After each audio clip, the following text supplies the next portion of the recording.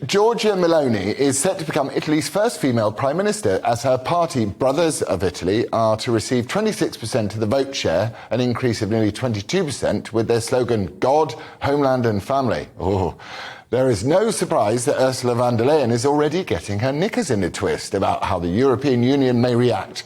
The coalition will form the first right-wing Italian government since the Second World War, with Meloni stating yesterday that the biggest ambition we have in life is for Italians to be proud again of being Italian, unfurling the tricolour flag. Well, that sounds like far-right extremism to me. Anyway, joining me from Milan is Alessandra Bocchi, a journalist at Italian newspaper Il Giornale.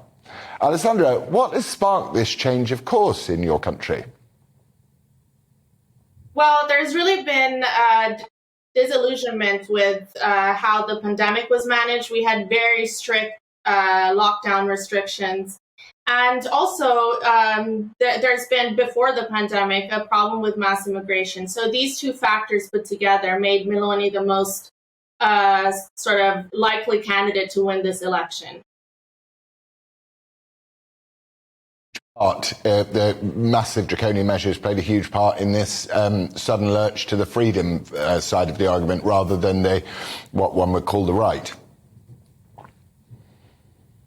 Yes, there is a freedom side to the argument. However, she does represent the most right-wing government since the end of the Second World War, so that cannot be ignored. And her sentiments on patriotism, on the defense of national identity, of your cultural identity, of your family identity, are really resonating at a time when those concepts are considered unacceptable, let's say. And how do you think that will affect Italy's relationship with the EU?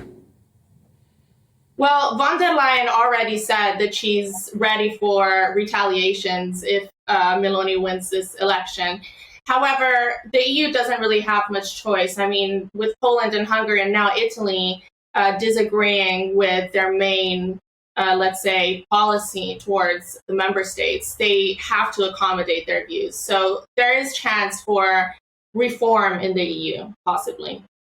And is there what's the feeling on the streets in Italy? Optimism or trepidation?